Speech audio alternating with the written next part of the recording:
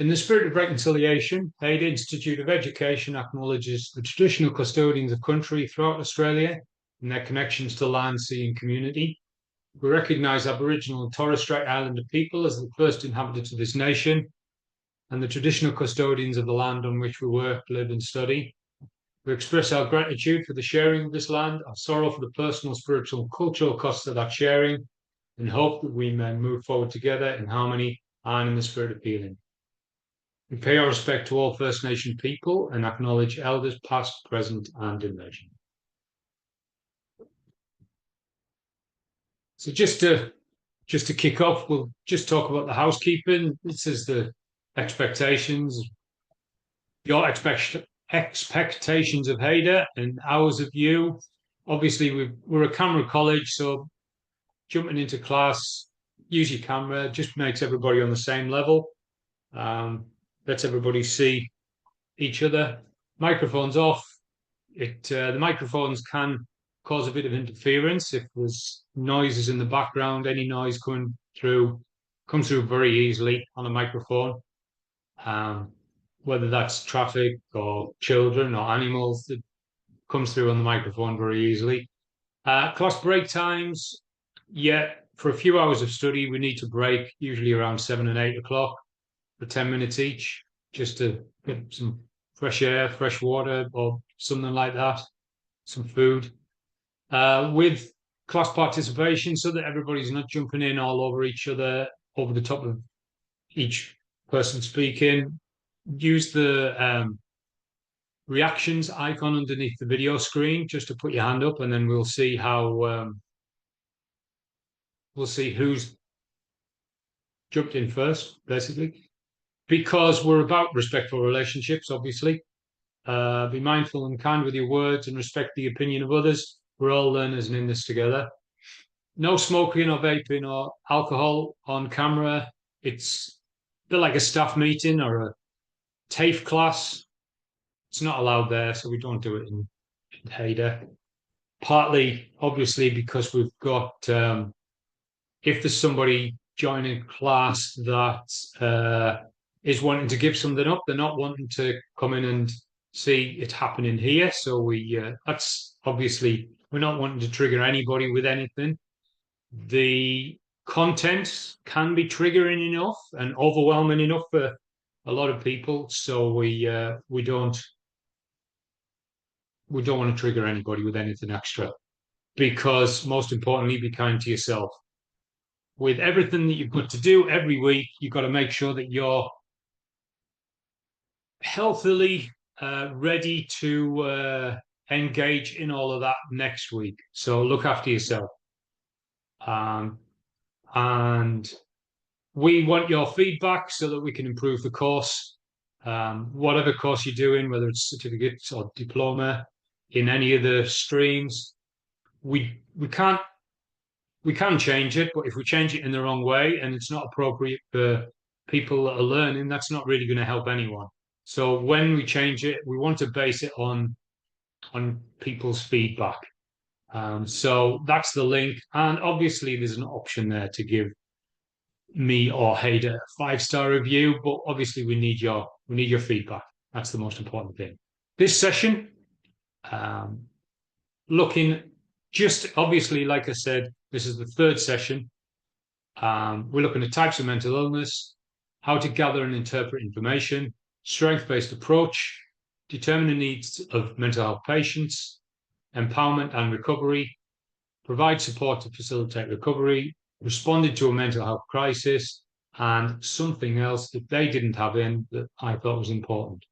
So I'll show you the learning guide to start this off, and it's here. So we've got, this is the learning guide just for this module. So these 3 weeks. So if you've been here all 3 weeks, then you'll see different things on here that we've covered. Other things that we haven't yet, it's probably working in tonight. This is great for the assessments. It's good It's a good starting point for the project, the assessment that I mentioned last week, but it's not going to tell you everything for a project. A project is meant to be research. So you can start with this, great starting point, but it's not going to give you everything. So with this module, whoops, I looked at it last week. This unit describes the skills and knowledge required to establish relationships, clarify needs, and then work collaboratively with people who are living with mental health issues. This unit applies to support workers in contexts outside the mental health sector. So you're doing this module if you're not a mental health professional. You're not a psychiatrist, you're not a psychologist, you're not a counselor, you are not a psych nurse. You might be a normal nurse, a standard nurse. I can't think of the proper word for a normal nurse. RN, that's the one. You might be a teacher, or you might be in any other industry where you're not directly dealing with mental health patients, but you are dealing with mental health issues in patients, in clients. So people who come into contact with people with mental health issues, the services and support provided are not mental health specific. That's the learning guide, and I'll look at the rest in a minute. So going through this, a couple of weeks ago, the quote was something like Gabor Mate saying, not what's wrong with you, but what's happened to you.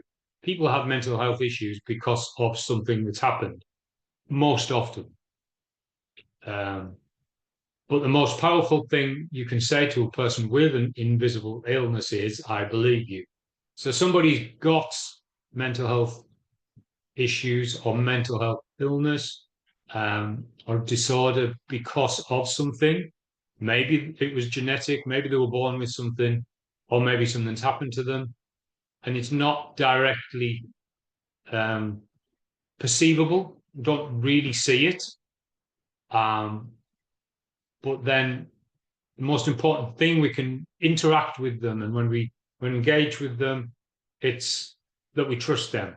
It's very, very, very real for the client, and it might not be even that perceptive to us.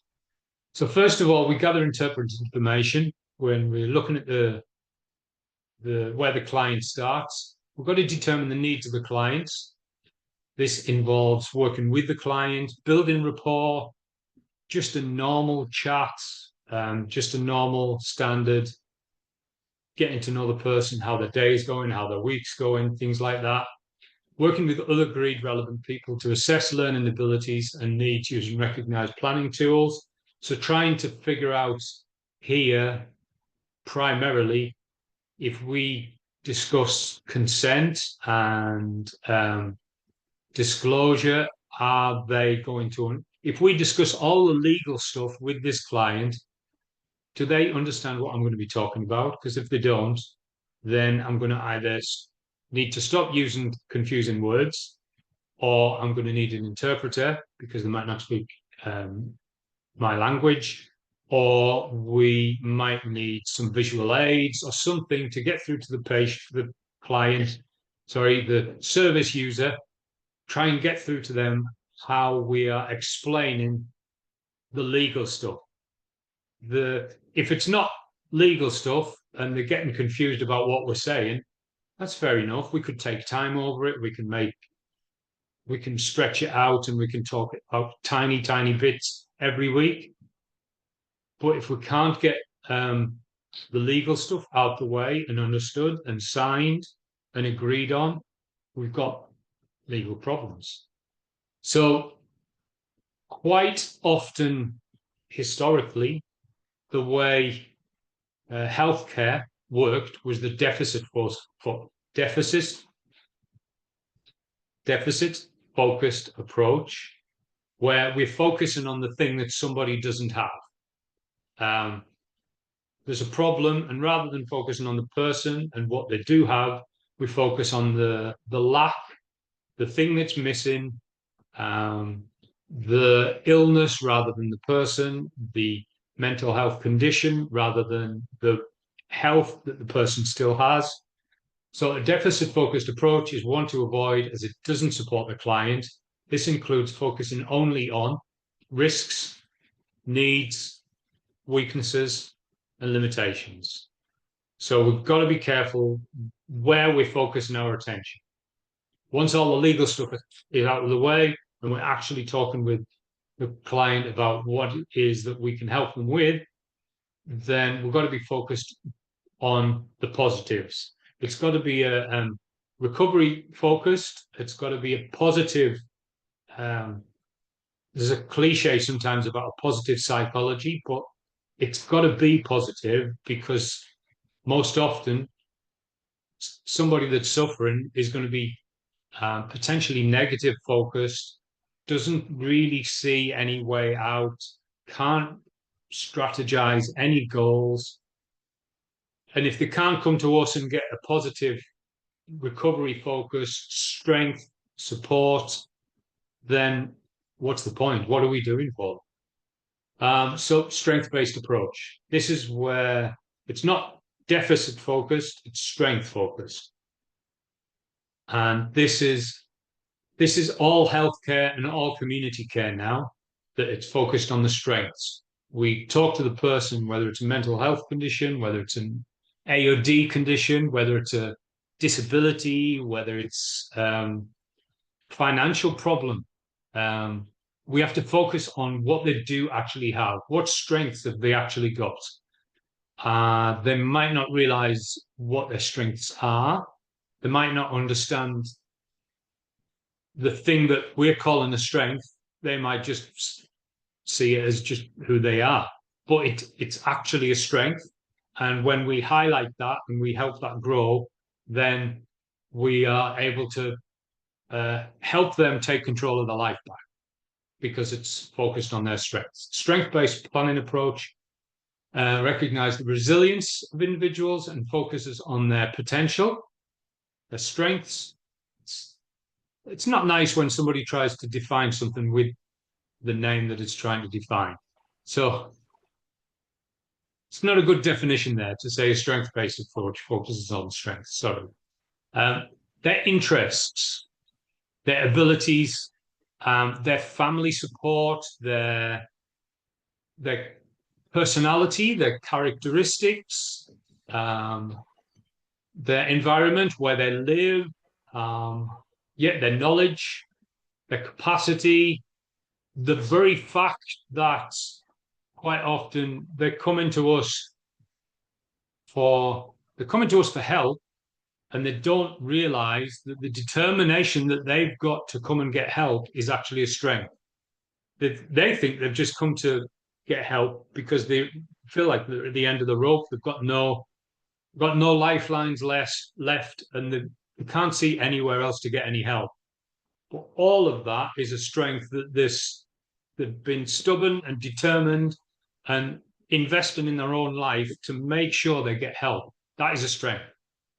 And when we point out where their strengths are and say, do you realize that's a strength? And that's the thing that's kept you alive, then it's a great eye opener for somebody. Or even that a family member is a strength and a support for them, or a close friend.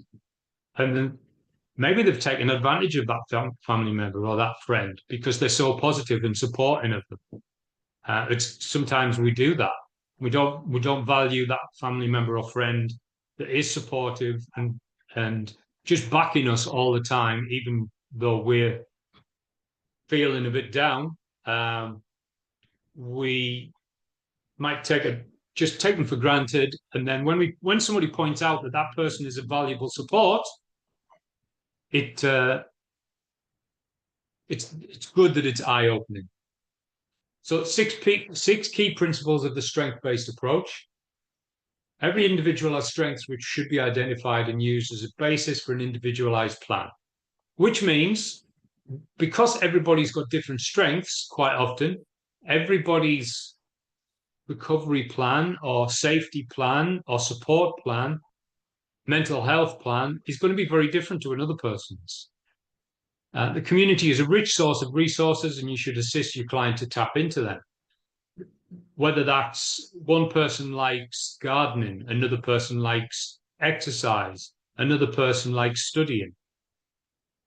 When those three things can energize different people, straight away somebody's support plan is going to be completely different.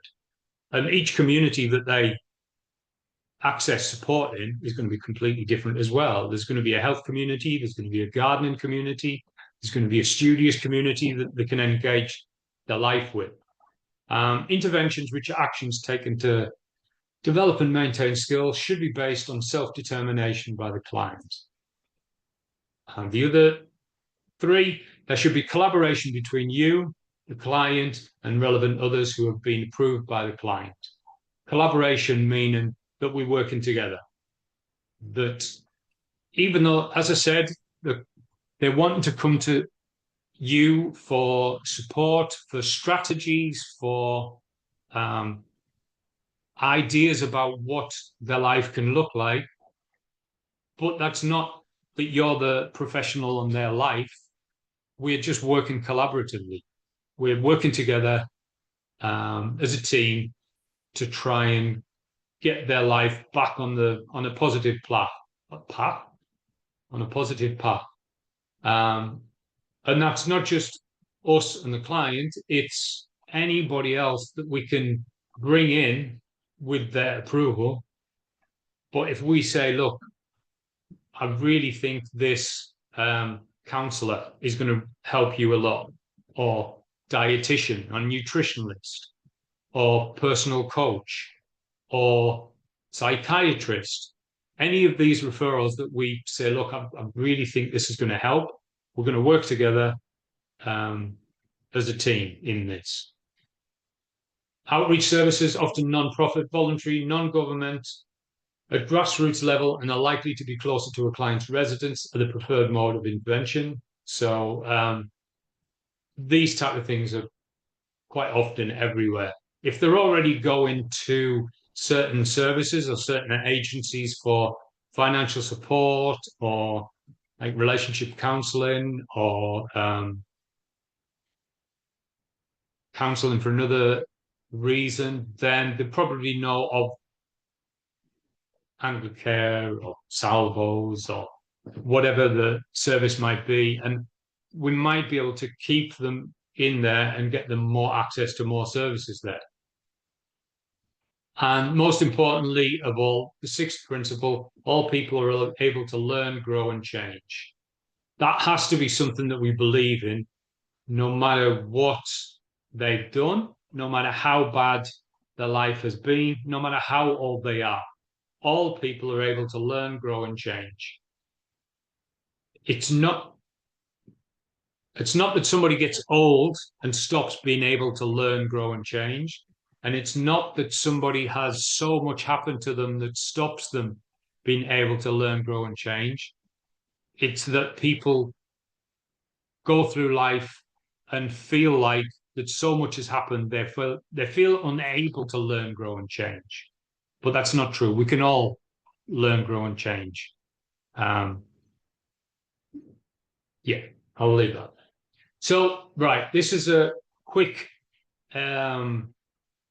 detour. Diagnostic and Statistical Manual of Mental Disorders. We've got to look at, or in the learning guide, it mentions all sorts of mental disorders, mental illnesses. But who decides what a mental illness is and where does that come from? So I just wanted to give you a quick overview. And it's not a massive study, so it's not going to be too long. In the 1950s, here, 1952 was the first time that psychiatrists and doctors categorized all of the mental illnesses. Before then, there's different dates of different things that different doctors and science had come up with, all before the 1950s. But then eventually In 1952, the DSM, Diagnostic of Statistical Mental Illnesses, was the first version that it says in the US, but we use it all over the world. And they just call it the DSM.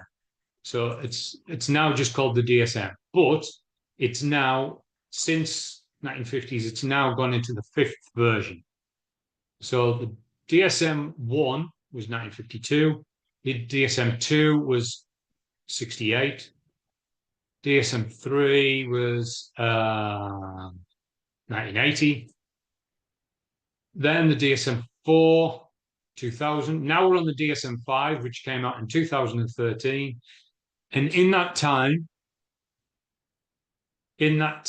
we've had things added to, adjusted, taken away, like homosexuality was in the DSM-1 as a mental illness. It's been removed since then, along with plenty of other things, and then other things have been added in. So now that we're on the DSM-5, we use the DSM-5 for still talking about schizophrenia, bipolar, anxiety, depression, ADHD, autism. All of these things that are really, really common are all listed in the DSM-5. Yes, Justin. Sorry, mate. I just jumped in, so I'm guessing this is about that research project, is it? Or are you just railing off random? It is definitely linked to the research project, yeah. Because this is about the history, right? Yeah. So my history that I've done only goes back to like 1970.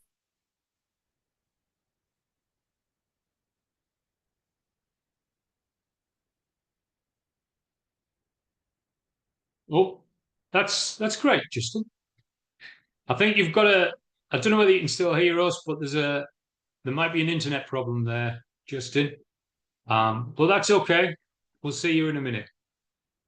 So that's the DSM-5. That's who we're talking about. And Audio in problem, the is slide, it? yeah, you're a bit slow. Your internet's a bit slow tonight, Justin.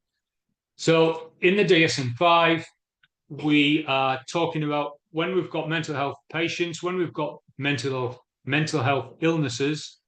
I'm going to get you to study different ones later on. Well, that's if we're calling it anxiety, if we're calling it depression, that's why we're calling it those names, because the DSM is describing it as that still today. So once we are working with a client, we're working with the needs that they've got. So we've got to figure out their needs. We have to figure out what it is they need. If we start going on about stuff they don't need, then we're wasting their time. We're wasting ours as well.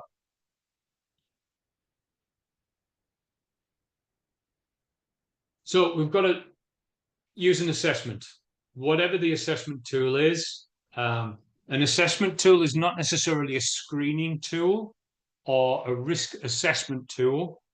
An assessment is only for assessing, are we the right service for them and can we help them? That's what we're trying to assess in the end. We're going to assess the needs, but we're not necessarily assessing risk. If we do an audit assessment or an audit screening tool that says, like, how much alcohol are you drinking? This is the amount of units you're drinking every day or every week. And that means that you are putting yourself at a lot of risk by the amount of alcohol that you're drinking. Or a K10, Kessler 10 depression list, or a DAS test, depression and anxiety stress scale. Using these, we might be saying, okay, yeah, it does look like you are suffering a lot in the depression or anxiety or stress, definitely. But that doesn't mean that we can definitely help them just because we've agreed that, yeah, drinking heaps of alcohol or using a lot of substances and they've got a lot of depression and anxiety, but does that mean we can help them? Or is a better service going to be out there for them that we can get them referred to? So observe skills and competencies. recording observations accurately following organizational policies and protocols. So basically, no matter what service you're in, no matter what agency you're working for, you work in their policies and procedures, because a lot of services do things slightly differently. So you work according to their policy and protocol. Engage in family, carers, and other relevant people where necessary. We don't necessarily engage family or carers or people close to them. It's not vital, because some people might want to be confidential and keep certain things private from whoever, and that's okay. Yes, Wayne. Just going back to that recording observations accurately and organisational policies. Yeah. So, is there a generic government-controlled policy for Australia that organisations take their, from? Is there a set standard? No, because the government says it's got to be private, confidential. It's got to be kept secure, and then agencies, all of the, whether it's Anglicare Salvos, WHO's, or Housing Place or Wesley Mission, they all might have slightly different questions and a slightly different procedure to take in the information. So the government just says what we have to do, and then everybody will work it in their own way. So I'm assuming then once you're out in the field, if you're with an agency that's private and you can't get that client into Anglicare, but you can get them into Salvos because Salvos are more lenient on one subject than Anglicare is or something. Yeah, that's right. It's not essential when you first get into the sector, but once you've been there a few months, if you know the local services and how to access them, it's like gold. Knowing what services are around you, like whether it's other AOD services, whether it's like financial support, who's giving away the $50 Woolies or Coles cards because I need a client to get one now, or who's giving housing support, who will take clients that are using and who won't take clients that are using, who will take women that have got children, who won't, what's the average age of that, and all of these different things. As a client comes in, you think, all right, so this person is going to be perfect to go there, because it'll be really good access for them. But I'm not saying you need it as soon as you get into the job or the role, but you do feel lack when you don't know all of them things. And you keep running to a colleague or your line manager all the time saying, all right, where do I send this person? Because they're not using, they need housing, but they've got a baby, or they haven't got a baby, they've got two oldie kids. And somebody will know all of these things. And you just got to keep relying on other people about where the best places to go are, really. Come on, it's not moving. There we go. So, just a sec.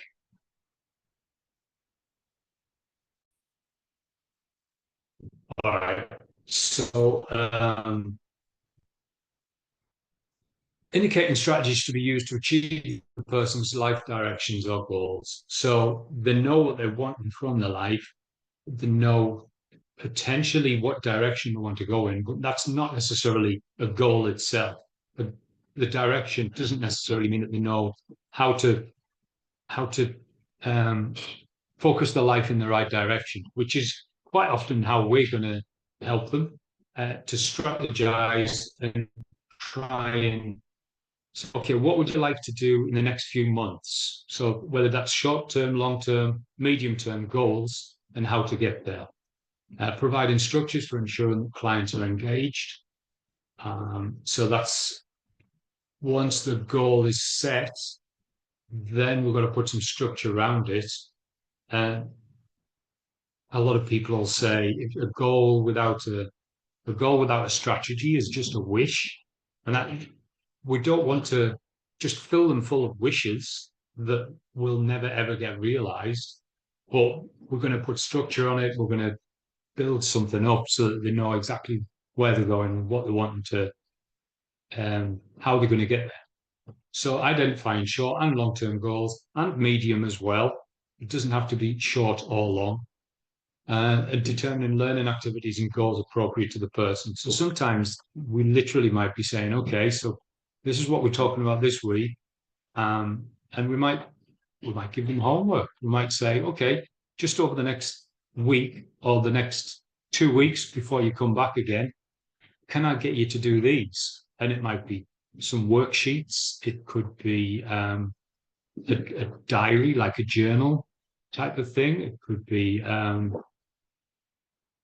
putting some ideas about their plans and maybe a family diagram of who is helping them and who isn't helping them, or literally it could be anything, just to help, not just to help them feel that they are doing something, but if it's a couple of weeks before they come back and see you, then that's a long time where negativity can get in and old lifestyles can get in, all toxic people can get in. So we're trying to mitigate that by keeping them focused.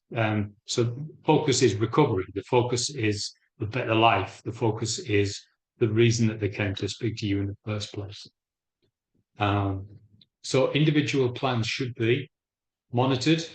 So we look at them.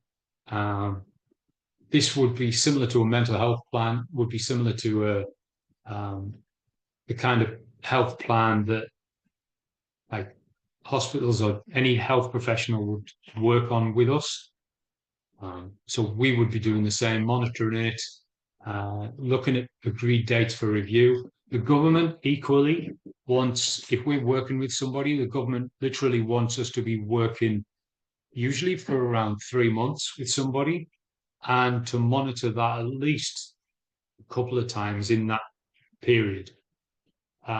Practically, that's nice for the government to say that's the restriction that it wants.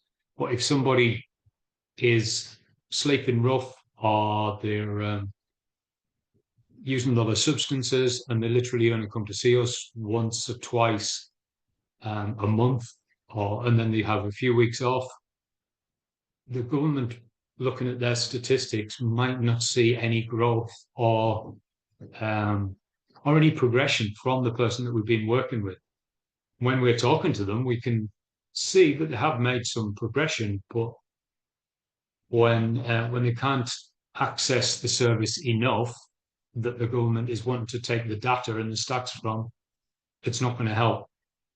But in the middle of all of that, like I said, if we set a goal and we set a strategy and we say, okay, so you come back to me next week and we'll work on this, and we'll gently work up gradually over the next few weeks, and then they miss 2 weeks and then they come back next month, that's fine. That's okay. We'll just change it a little bit. We're not going to judge them. We're not going to attack them because they didn't hold to the weekly appointments. If it's recovery focused and it's strength based, we're not going to judge somebody because they've missed an appointment. If they're coming to us for help, we're not going to attack them. They're not coming to get help. Well, obviously some people would.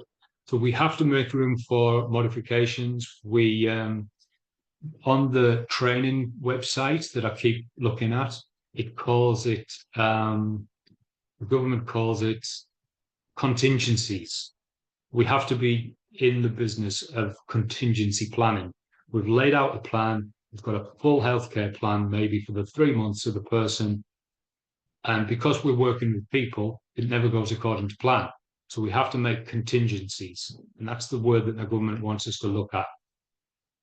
Provide updates for colleagues on how to implement any new strategies. So this would be every week or every couple of weeks. It would be like an intensive clinical session where if I've just got on my screen now, I've got Coco, Jody, Nikita, and John. And if we were working in the same service, we'd all have a certain bunch of clients each. And then maybe once or twice a fortnight, we'd sit down and have a massive meeting and it's not often names, so it would be confidential. But John would talk about all of his clients that he's doing well and that some that he's struggling with, and then Nikita would go through hers. It would either be peer reviewed, like peer suggestions of, okay, well, this is what I'm doing with mine. This is case management meeting, Lukey, thank you. Yeah. Um, and this is where I'm going with the person. This is what I'm wanting to do. These are the goals. This is the strategy, and this is what I'd like to achieve after it. And then somebody else would say, "Oh, why are you doing that? Well, is that going to help them with this or something else?" Sorry, just to say.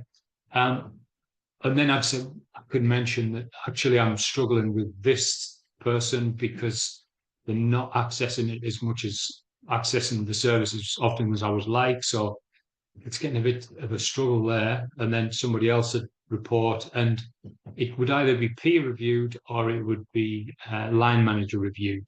And our line manager would jump in and say, "Okay, this is what we prefer you to do in this service, in this agency, because in some services you might not be approved to work in a certain way, like harm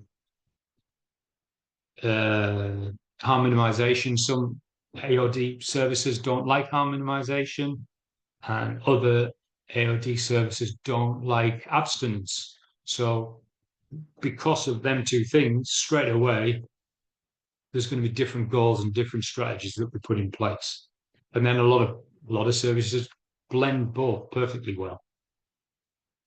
Determining the needs, individual plans, life skills, whether that's gardening, whether that's the hobbies that they're like, whether that's like bordering on a skill that they could put into work, but it's a hobby, but they could blend that and bring it into something that they could do as a career. That's brilliant. Social skills, what have they got? And when somebody's lacking a social skill, again, if that's lack, then we're not going to count that against them. If people can't communicate the way we think they should be able to, or people don't have then social skills that we're talking about, we're not going to hold that against somebody. We're going to work with their strengths. Vocational skills, broad-based employability skills and specialist skills for particular vocations. Personal support skills, skills that relate to personal needs. Like all of these, when we think about the strength-based, strength-focused idea, what social skills have they got? What life skills have they got? What vocational skills have they got? What personal support skills have they got? All of these different types of skill areas are going to be, they can fall back on them and they can use them. Like I said, a lot of people don't even realize that these are their strengths. So with strategies that are supporting their empowerment and recovery, we're going to encourage participation in all activities that we ask them to do. It's probably fairly obvious, but it's best if they are honest and open about something that they're not feeling confident or not wanting to do. If we say, "Can I get you to do this or speak to this person?" It's best if they're honest and say, "I don't really feel like I want to do that."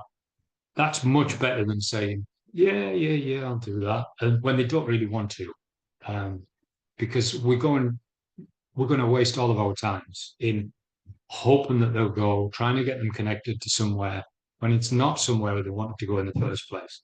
So if they're honest and they say, this is definitely something that I can do, brilliant. So we encourage participation in all activities, which means that we really should only be suggesting things that they will participate in. And so it goes both ways. Know the client's preferred learning style. So do they need verbal? Do they need to talk verbally? Do they need to talk visually with pictures? Do they need to learn with pictures and videos and YouTube and things like that? Or are they going to be better writing things down, reading? Are they going to be better actually practically doing something? So when we know which learning style they've got, it's going to be easier to work with them, because we can talk to somebody. If somebody's not a verbal learner, we can describe the unit of alcohol and how much a unit of alcohol affects the body, and we can talk to them, and it won't mean anything. If we show them a scale, a visual aid of a scale of how long it takes a unit of alcohol to leave the body, it might suddenly open their eyes in a completely different way, rather than us talking for 20 minutes about units of alcohol and drink scales and what the alcohol does the longer it stays in the body. 2 minutes with a visual aid would be perfect. So encourage positive role models. Who in their friend or family or media are they looking to? If they're wanting to move away from a certain style of old life, whether it's mental health or AOD issues, to have key people in their mind that are typifying that old life is not going to help. Which is why, for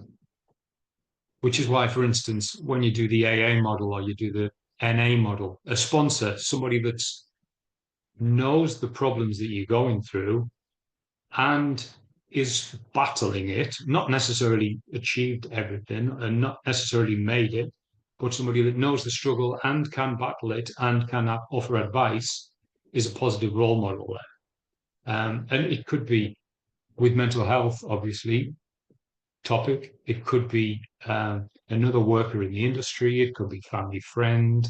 It could be a member of the family, brother, parent. We have to try and narrow it down and remove the toxic ones as well.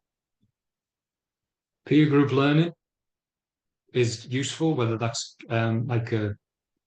sometimes a therapy group where there's a psychologist or counselor in there, and they bring that person in to deliver the advice, or whether it's just a social, not a social group, but a social support group, like Smart Recovery or any of the other groups like that, where everybody, there's no boss and there's no specialist, but there's plenty of people there to support you that know what you're going through.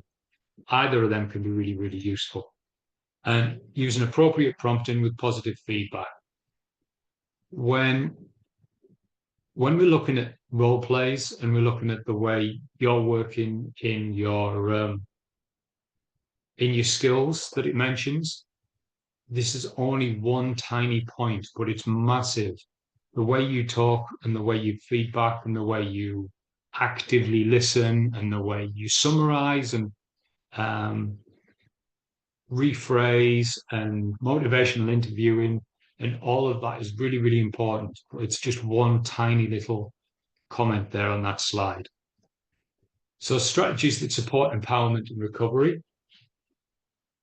Apply communication techniques that encourage and motivate. Teach for independent learning. Treat the individual with respect. Understand and apply knowledge of mental health issue at hand. So we've got to communicate so that strength-based, recovery-focused, it supports them, it motivates them, and it encourages them. It's got to be positive. And we've got to teach for independent learning so that they can we've said something to them, and then they can go off and research their own answer a bit more, whether that research is on the internet or whether it's through the GP or a psychiatrist, a counsellor. We've got to motivate them so that they can learn their own health. Treat them with respect, obviously, because they are the boss in their recovery. It's about them. And understand and apply knowledge of mental health issue at hand. And break it down into manageable parts. So rather than just get recovery, it's a step at a time, tiny goals, small strategies. Just before I forget, there's one video of the DSM that I forgot to give you. You don't have to watch it. Well, unless you want to, at break time. I'll put it in the chat. It is important research. And there you go. So that video link is just about the DSM. It does mention about, though it's been put together by doctors, psychiatrists, obviously, describing all the mental illnesses. But the negative side of that the video talks about is that it's putting people into boxes. It's giving people labels and names and saying, you are depressed. This is your label of who you are. If you're a schizophrenic, if you're an addict, it uses a lot of the labeling style rather than talking about a person with a mental health issue. So in collaboration with your client, identify services to complement their individual plan. To do this effectively, services should work as a team with the client to ensure the client has appropriately tailored support, which I mentioned earlier. Closely monitor and record the level of engagement and required level of support. Monitor achievements and up-to-date co-workers on how to implement improved strategies. Supporting the client to express their own identity, whatever that is.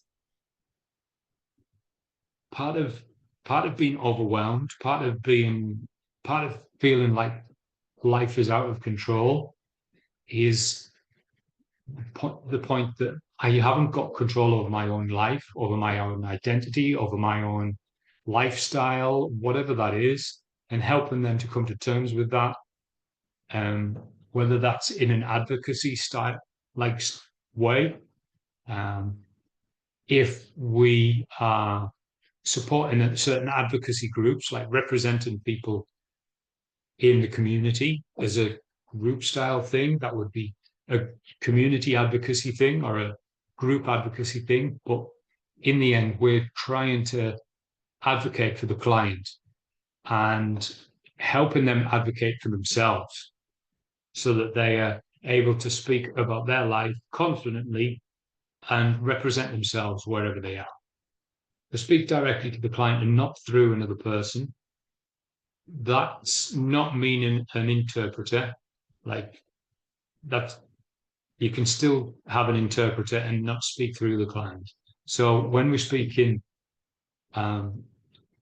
through a client, it's like when somebody comes in with a partner and we're talking to the partner about the client, or we're talking with a carer about the client.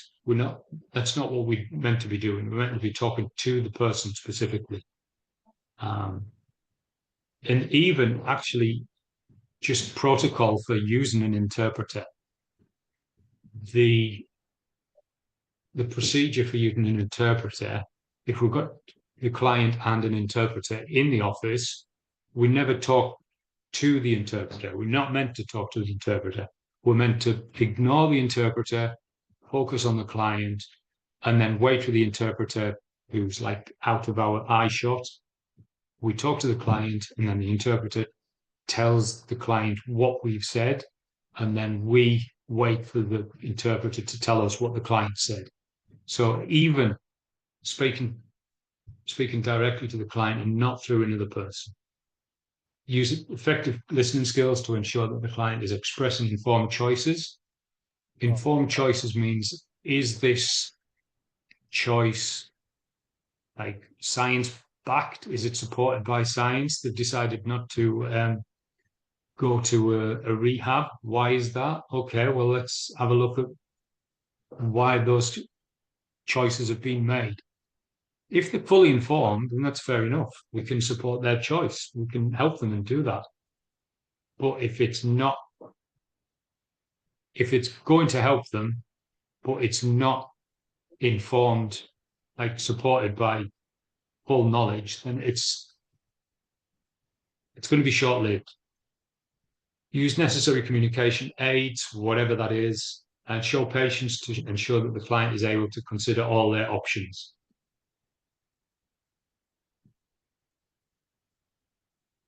Adapt communication techniques as necessary. Consider the cultural background as well. So different, obviously with communication, we might be talking to a senior person. We might be talking to an Indigenous person. We might be talking to a young person. We might be talking to male or female. All of them different groups are going to expect eye contact or no eye contact. We're going to expect respectful language or calmer language, or not that we try and be hip with young people, but we relate. We talk in a manner that means that they understand us. Certain older people might prefer Mr. or Mrs. and their surname rather than their first name. So we have to consider their culture. Well, their culture is the fact that they were born in the 50s or the 60s. So we've got to bring that in as well. And their culture is maybe that they won't trust us because we're male or female or young or old. And that's all valid, and we've got to make account for that.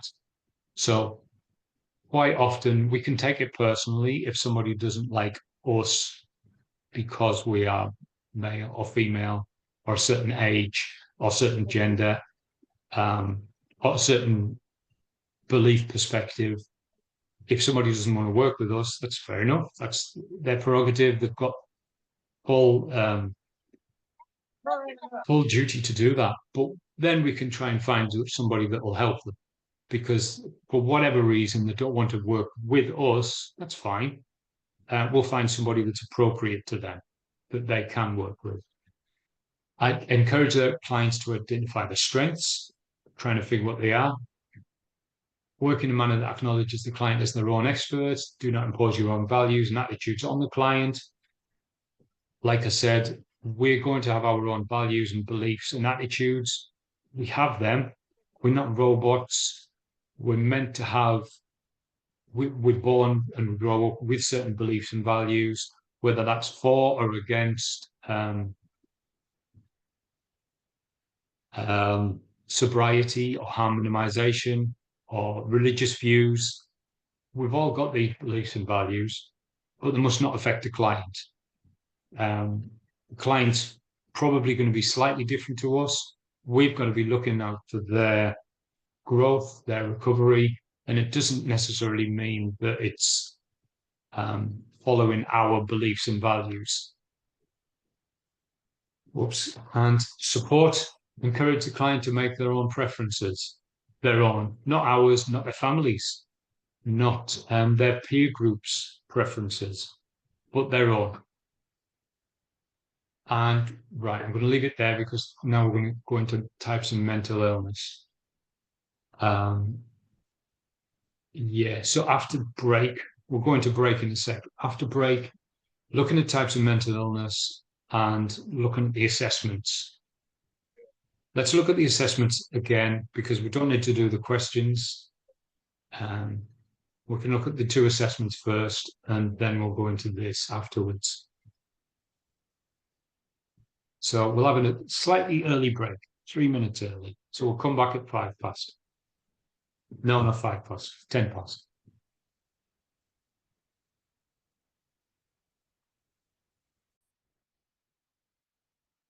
All right, so just to jump back, we'll go back to the slides later on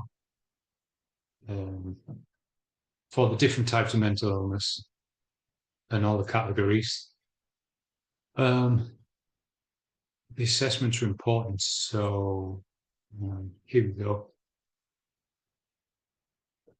So Justin asking about how much detail he can get in. If Justin's, yes, he can still. So Justin, we've got the historical area here. So if you're looking at between 700 to 1200 words, I reckon that you've got so much in there that it'll probably go in one of these. The bits of it will probably go in one of these. Maybe even you might want to throw some extra in the conclusion.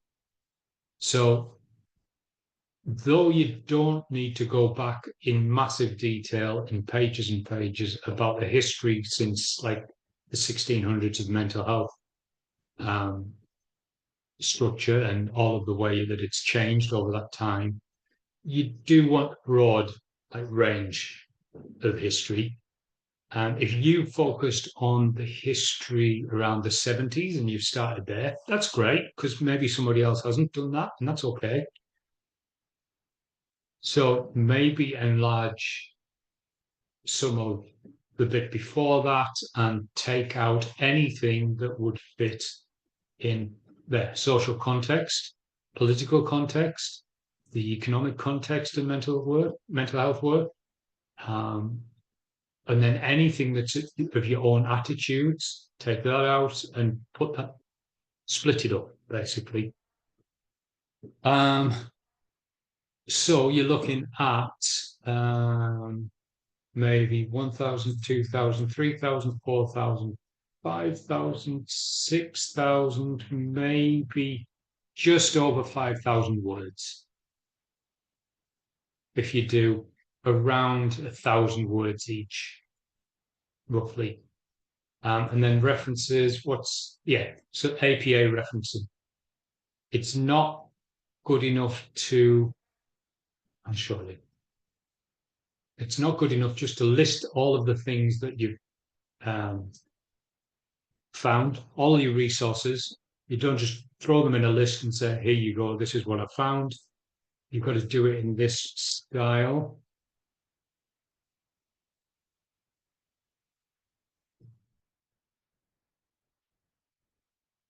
Hold on.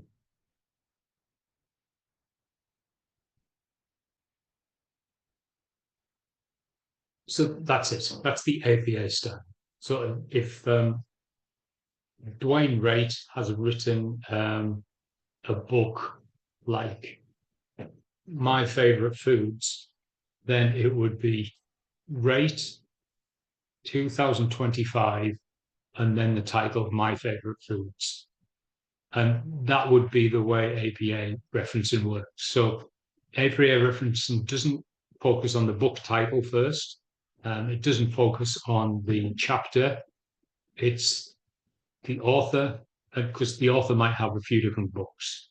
So it would be author, then the date, Raitt 2025, and then the book title, because then it might be Raitt 2020 or 2022, my favorite COVID hangouts in 2022. So you would have the surname first and then the books that person's written. So that's APA. So that's pretty much it about the task. It's just go for it. Enjoy researching, really.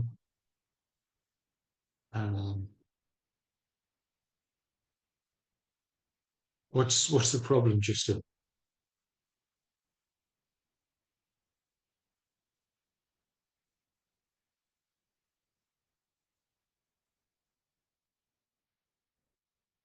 You're going to say you put too much in and you haven't got any more room to add extra in something.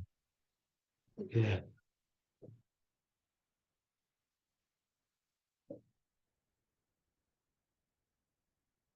Like I said, there's some that you probably don't need, so you could put it in other topics, but then just maybe another paragraph on the beginning of where it came from and how it started in Australia. But like I said, other people will be focusing massively in other areas, and you've focused from the 70s. It sounds like a lot of detail from the 70s. Not everybody's going to be doing that, so yours is, everybody's going to be different. So that's the research project. Role play. There's 2 role plays and a bit of support, wasn't there? And we looked at this one last week, didn't we? Jacinta. And then we should really look at Tony this week. And then the support and stuff, you've got to write an email there.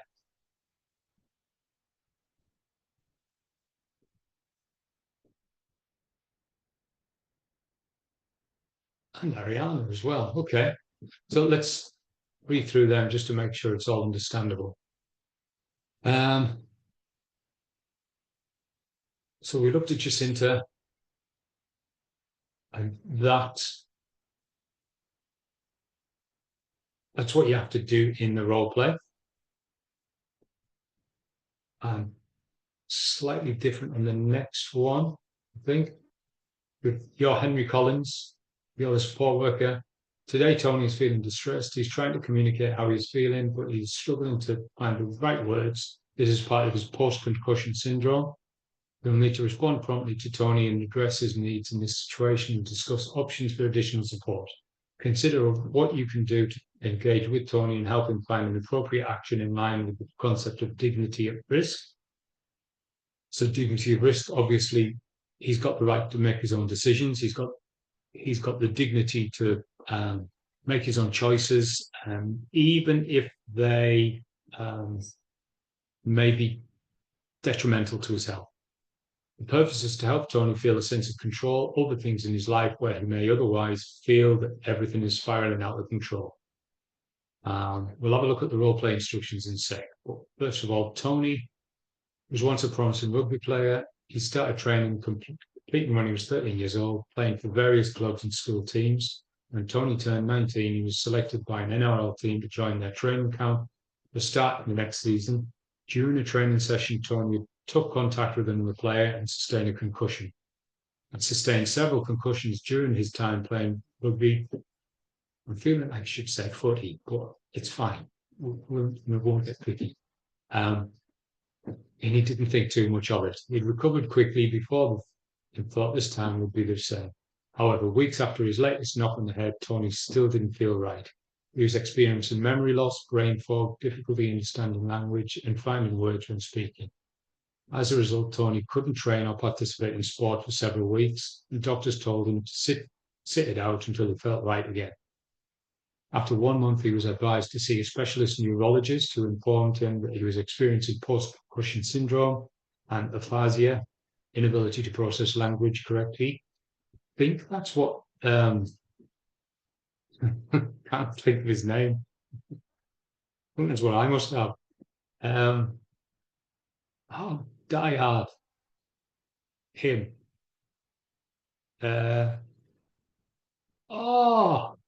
haven't got a fuzz yet. It's just late. And Bruce I'm tired Willis? and I'm cold. Yeah, Bruce Willis. So I'm sure that's what, Bruce Willis got a fuzz in. Could be linked. All of his action stuff. Maybe he had a few knocks on the head. Tony's been assured that the symptoms will dissipate and that he will be back to normal, but the time frame is uncertain. It could be months or even years. Tony's neurologist referred him to First Access for support dealing with the changes in his life. This sudden change of circumstances has caused Tony anxiety and increased panic attacks. These affected, his ability to concentrate, sleep, and manage his daily routines of everyday life. He hasn't been feeling himself at all.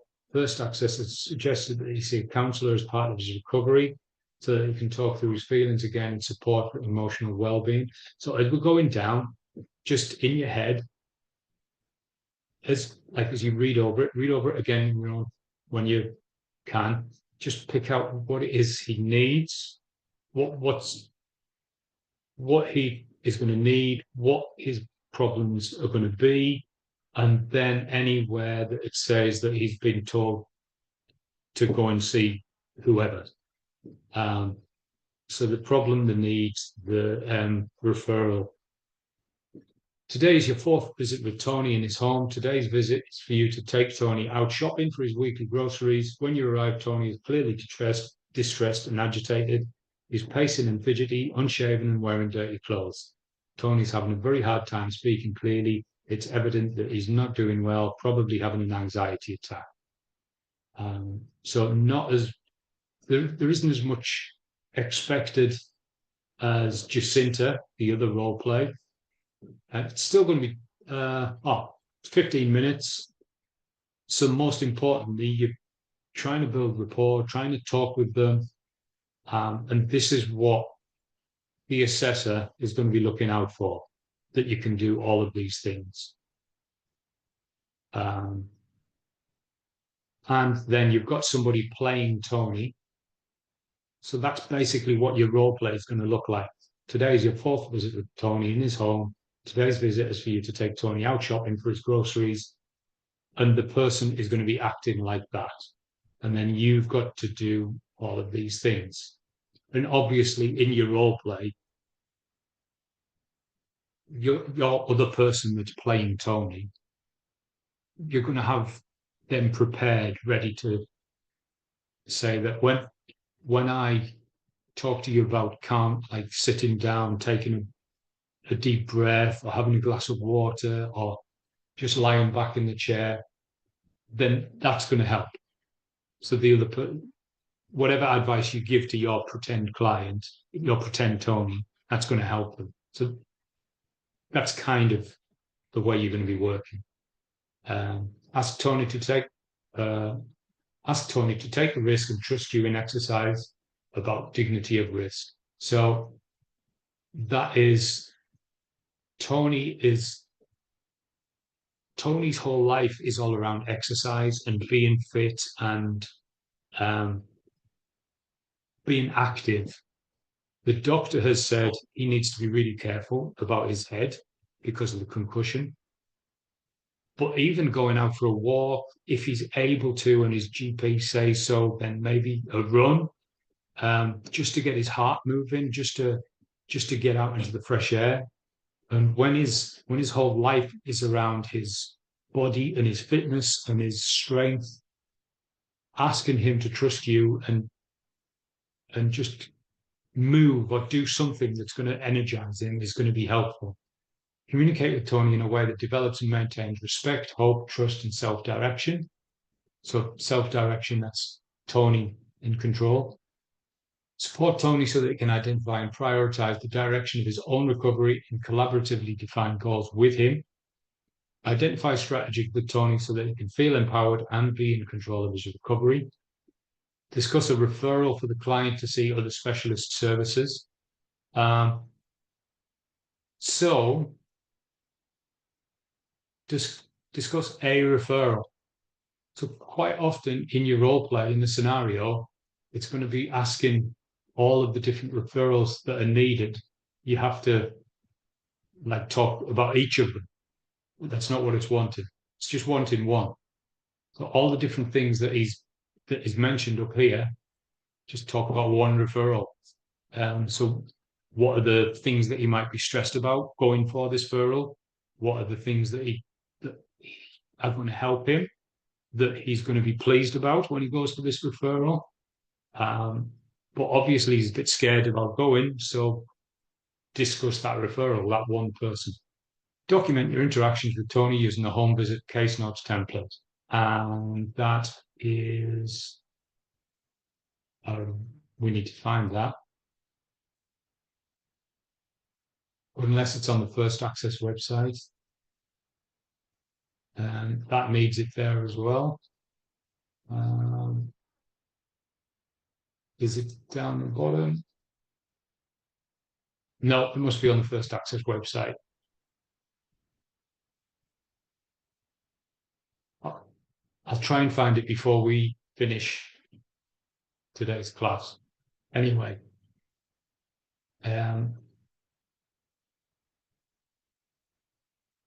so this is this sheet is what you give to the person that's going to be playing Jacinta and Tony and Ariana, the third one.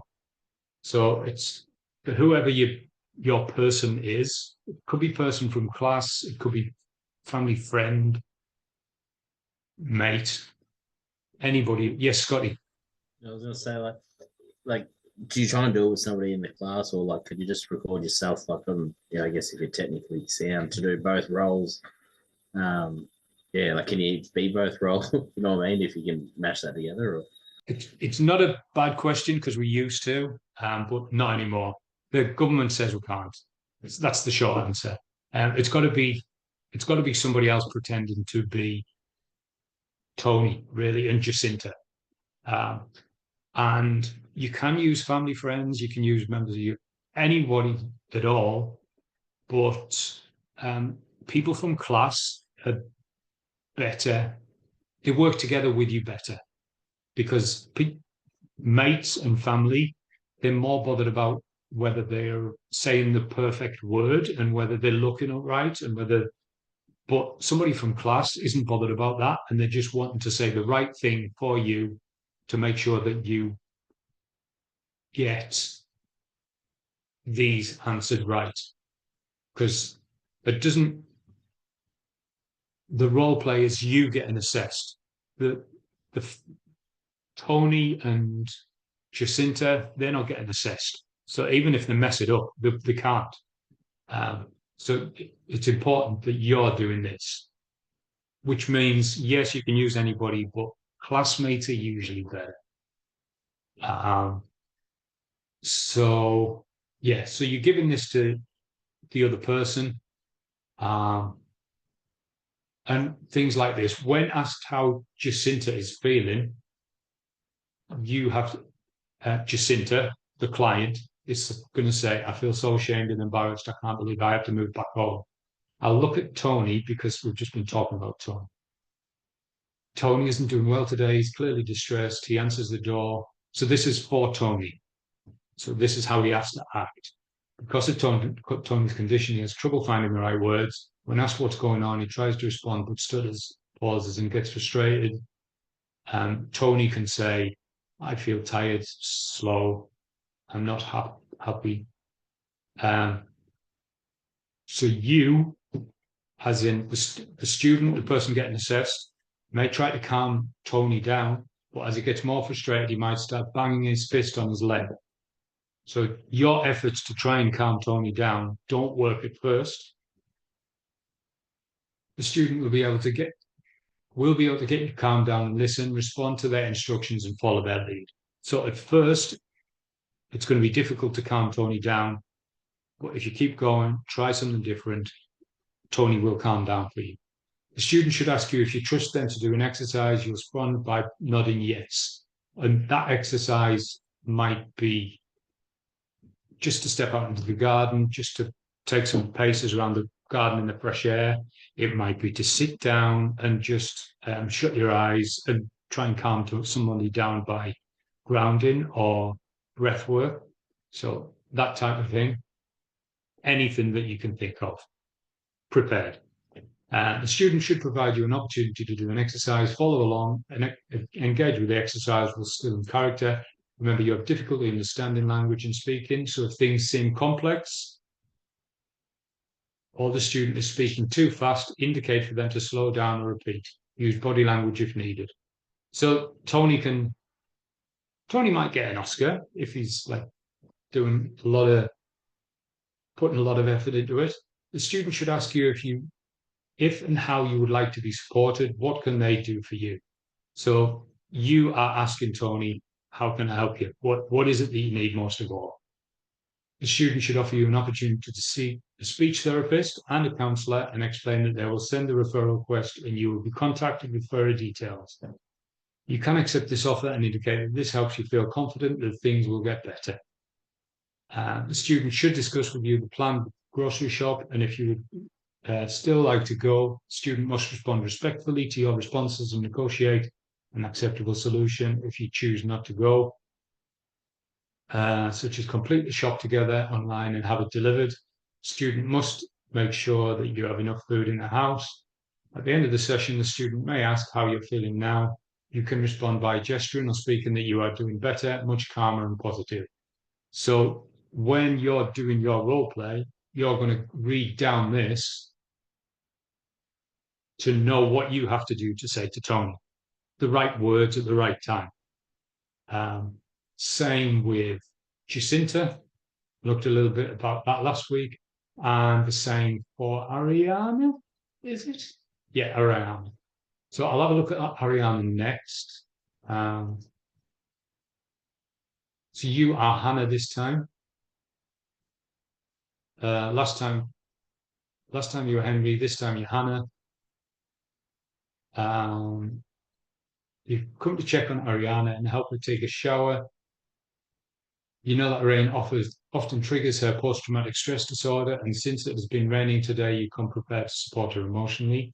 As you enter Ariana's room, you find her curled up on the bed, sobbing loudly. She's refusing to take a shower today. This is not usual for her. Usually when Ariana's post-traumatic stress disorder is triggered, she sits quietly staring into the distance and has trouble engaging or moving, staring, not starting.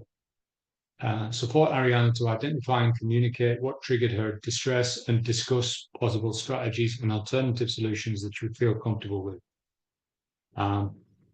15 minutes. Ariana survived the Brisbane floods of 2011, but her home was washed away with her 2 precious dogs and all of her belongings. She had refused to evacuate her home because she believed that her home was elevated enough to avoid the rising waters. Some of the neighbours also didn't evacuate because they believed they were safe. Unfortunately, we were all wrong, and one afternoon the floodwaters began to rise higher and higher. Luckily, one of Ariana's neighbours arrived in a small boat just in time and was able to help her get out onto the roof to wait it out. Unfortunately, Ariana's dogs, Luna and Charlie, were so scared with all the commotion that they would not come out when called. Because of an old injury, Ariana was not able to go in after them, and while it broke her heart, she had to leave them behind to save her own life. While she sat on the roof of her flooded home, she watched the contents of people's homes, cars, and other large debris float by. She was silent and in shock at the scene unfolding before her. Somehow inside of her, she knew that her 2 precious dogs did not make it out of the house to safely swim away. Later that day, as she was waiting for the rescue teams to come and get her and others in the area, she began to see her own things floating out of the house. Dining table, chairs, clothes, TV. And then she spotted Luna and Charlie bob up to the surface of the water and start floating down the street. Ariana called out to them, but they did not answer. She started screaming, wailing, crying. She wanted to jump into the water after them, but she was too weak, and her leg injury wouldn't allow her. And beside that, she knew that there was nothing she could do now. They were already gone. Ariana was heartbroken and traumatized by the experience. It's pretty tragic. And obviously, this is a normal tragic area that we have to dig into. Ariana's been seeking support at first access since moving to Victoria to be closer to her children. She lives with post-traumatic stress disorder, which is usually triggered when it rains. It has been raining for a couple of days now, and Ariana has not left her home. Ariana receives support in her home because she's of an age where she can't drive anymore and she prefers not to go out too much. When the support worker arrives at her house, he finds her in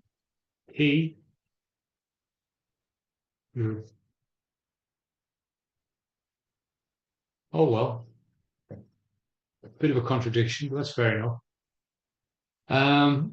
In a really distressed state, she tells her, all right, got to get this right, that she's been hearing a dog bark in the neighborhood and she keeps opening the door thinking that it might be her precious Luna or Charlie. She's been crying a lot today and it's evident that she's not bathed in a couple of days. So a lot going on. That is what you've got to do.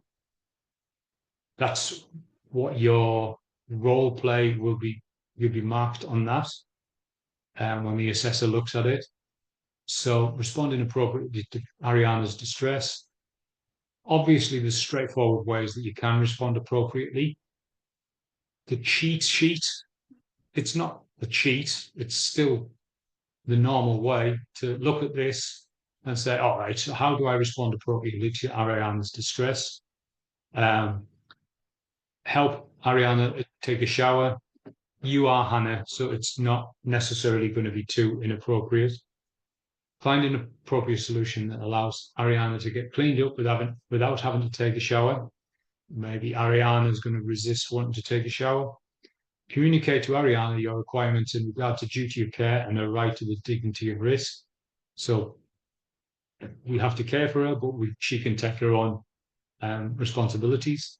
Communicate with Ariana in a way that develops and maintains respect, hope, trust, and self-direction. Support Ariana so that she can identify and prioritize the direction of her own recovery and collaboratively define goals with her. Identify strategies with Ariana so that she can feel empowered and be in control of her own situation. So strategies, supports, the ways that develop and maintain respect, appropriate solutions, they'll all be in here. Yeah, Justin. Is that there's no sound issue, right? Like mic and all that's good.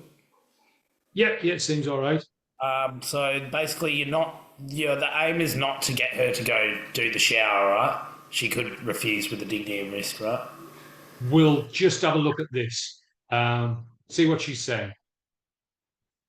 There'll be something in here that will give that away. And it did echo a bit there, unfortunately. Sorry, just. Based on a traumatic experience in a flood and losing her two jobs, Ariana experiences PTSD. Today, it's been raining all day, and Ariana's been alone alone at home. She's been hearing a dog barking in the neighborhood and has opened the door several times, thinking that there might be a precious Luna or child. So again, this is to Ariana, whoever's playing Ariana. The student will play Monica Ernest. Far out. I thought it was Hannah Pierce. You are either Hannah or you're Monica, whichever you want to be. The senior counsellor who's been working with Ariana for several months. She needs a lot of emotional support given her past trauma with the floods. If somebody's been through a flood, even 10 years on, if it's raining heavily, that's going to set off a lot of problems. When the student enters the scene, you'll be curled up on the bed, sobbing loudly, crying for your lost dogs, Luna and Charlie. When the student asks what's going on, respond by explaining that because of the rain, the last couple of days, hearing the dog in the neighborhood today, you've been reminded of Luna and Charlie. Explain that the rain isn't helping things and you're having flashbacks of the flood. So maybe taking a shower in the water is not necessarily going to be an ideal thing to suggest. When it's pouring down outside and getting somebody to take a shower, may be a bad idea. When the student asks you what you need, tell them you need your dogs back, that you need your house back. You can talk about your life before the floods, how happy you were living with your dogs since your children moved so far away. Tell a story about how you would take your dogs to the beach and they would run and free. So this is for your friend, whoever's doing Ariana, to make that up. If you're getting somebody that isn't from Haida, it's a nice idea to tell them, not just give them this, but maybe if they're not as confident, you might give them a script. You might write down exactly what you want them to say. Though scripts can be very restrictive. And when two people on camera are reading scripts, it looks really, really bad as a role play. It means that you can't show proper counselling skills or working with somebody really well. The student will try and calm you down, allow them to get you to stop crying, to sit up and breathe deeply. Follow their lead and instructions. The student will offer to help you take a shower. You can start to cry again, saying, no, I can't go in the water. Never, I'm not going in the shower ever again. I'll drown. Allow the student to calm you down again. If the student prompts you to come up with any ideas or solutions, you can offer, can I just skip my shower today and do it tomorrow? The student should reject this idea. Then you can offer, I just can't get into the shower. The student may offer you an alternative solution like a bed bath. You can initially decline, saying you're not comfortable with a bed bath. Students should ask you for another idea. You may accept or decline, but students should explain they have a duty of care to ensure your hygiene requirements are met. It's okay for you to negotiate with the student to have a shower tomorrow. You can use baby wipes, like wet wipes, like alcohol swabs, just to get like maybe a face clean or some odor reduced, anything like that. Role play will end when you or the student agrees to a solution. There's a solution. So that's them three. That's the 3 role plays that you've got to do. And they are here. Can you all get into this? Can you all see this in Accelerate? It's not locked out for anybody, is it?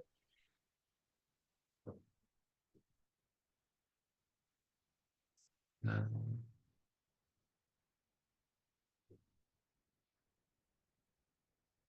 So I need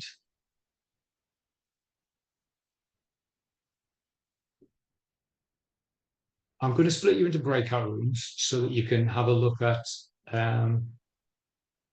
probably you can pick. Yeah, that'll be better. You to pick. I'll split you up. If you want to redo Jacinta again, you can do Jacinta. If you want to have a look at Tony and try and get ideas around that, because you're going to pick with either one, whoever it is, you're going to figure out what their needs are, what conversation is going to go like as you're talking to them, based around this. And it's now 7:40, so that's okay. And the other thing I need to find, it was the case notes template. Yeah, I'll find that while you're doing the role play. For anything that you need, if you go to the First Access website,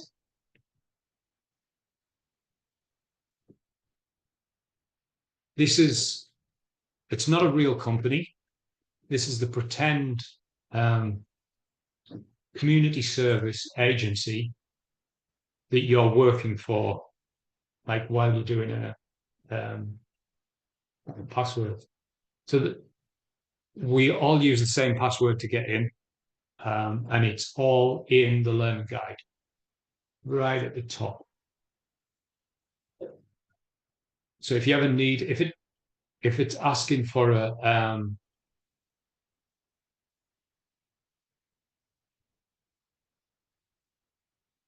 why is that Banksy care? Oh, far out. So I'll find the First Access one then. If the assessment asks you for an email template or a case notes template or assessment template, then it's all on the First Access website. Or I'll find the case notes template for you.